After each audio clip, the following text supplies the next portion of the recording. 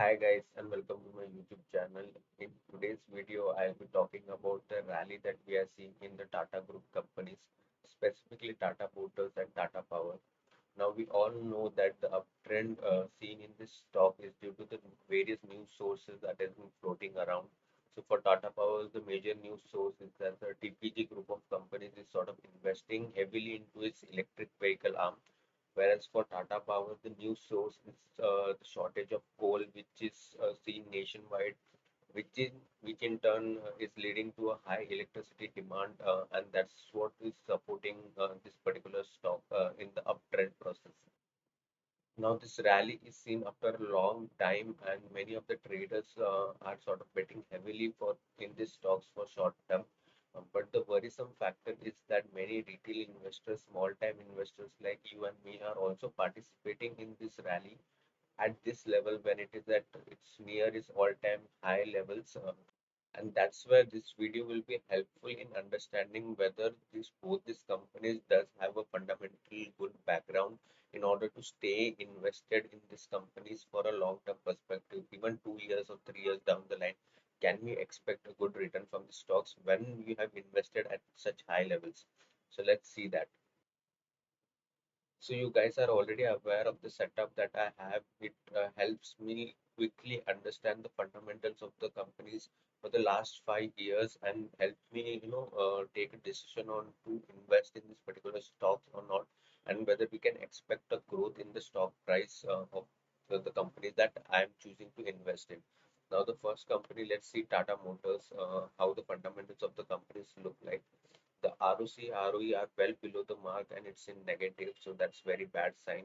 CFO is also negative, free cash flow is also negative. All the cash flow related numbers or free cash flow related numbers are sort of negative, which is like very not good in terms of investment perspective. When we are thinking of investment for long term point of view, these numbers don't look good. Also, the Altman Z score is well below the threshold, which is also not good. Interest coverage ratio is below the 8 mark, which means the credit rating of the company is not good. I by E value is also in negative, is well below 100%, which is also not a good sign. So overall, there are in the first glimpse itself, there are a lot of negative points that we can observe about Tata Motors. Also, there is that we are all aware of that the capital allocation process that happened in the history of Tata Motors, whether be it the case of acquisition of JLR or the investment in Tata Nano, both were a failure, so to say, and didn't give a return as expected. Hence, in history, Tata Motors does have a history of not using the capital that is given to them not adequately and not producing a good return out of it, and hence this numbers also a visual representation of that. So it's better. So the news shows that a group of companies is investing in its electric vehicle arm is a good source for short term, but from long term perspective, we need to see that how they use this capital, whether they can do something fruitful out of this capital allocation, and then we can decide on investing in this particular stock.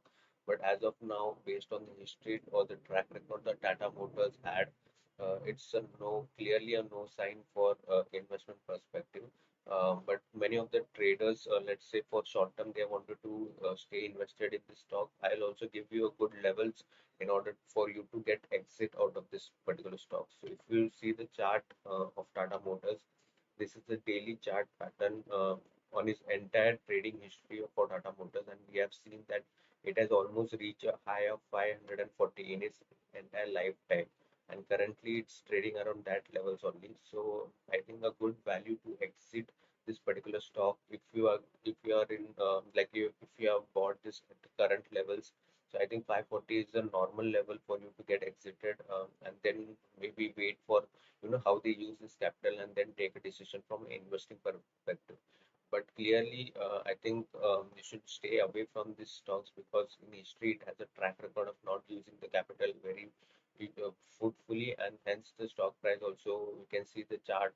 It has been in the downtrend from 2016 onwards since nothing has happened, and the JLR arm is continuously proving to be problematic. So yeah, I think for Tata Motors, it's a clear indication that it's a sort of no-no from a long-term investing point of view. Now let's look at Tata Power.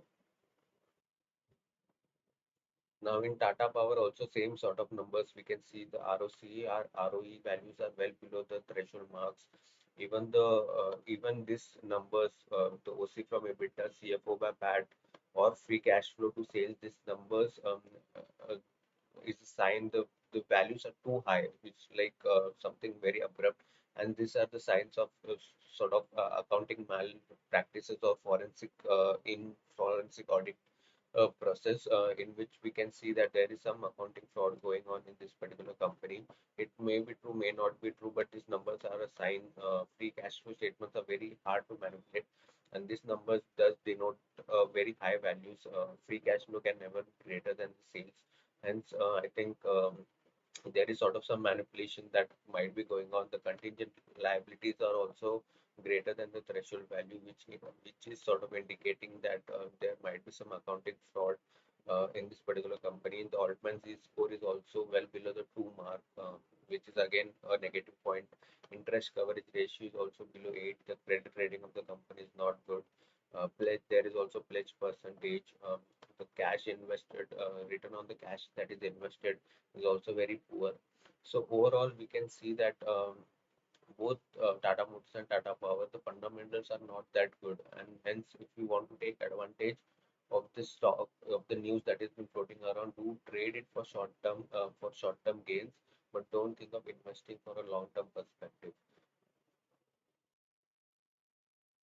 Now, if you see the chart pattern of Tata Power, it's trading well above its all-time high, and that's why there is no sort of support or resistance that we can observe as of this moment in Tata Power.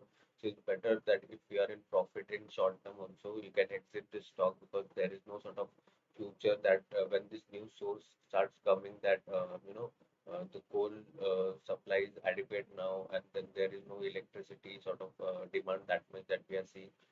Then this ease down might be seen in this stock as well. So it always makes sense that if you are in profit in this short-term bet that you have taken on Tata Power, then you can always exit from whatever profits that you are earning as of this levels. So yeah, I think this video does try to see the fundamental aspects of the companies that you might have chosen to invest in based on just one news sources. I am quite from my personal experience, I can say that I have also fallen in this trap. The news sources, which seems to be very positive, but and you sort of invest in that particular company because it seems out and out that the news is very positive and it can give a good boost to the stock. But that doesn't happen always, and 190% of the time it fails. So it's better always to look at the fundamentals and invest in good fundamental stocks so that you can safeguard your investments. So yeah, I think that's what I wanted to convey with this video. Thank you for watching this video. If you like it, please hit the like button or dislike button. Also, please write in the comment section what you feel about your viewpoint or what you feel about the video, or any suggestions that you can have. You can write in the comment section. Also, if you haven't subscribed channel, please do that. It will encourage me to put on more such content for you guys. Thank you for watching this video. Take care. Goodbye.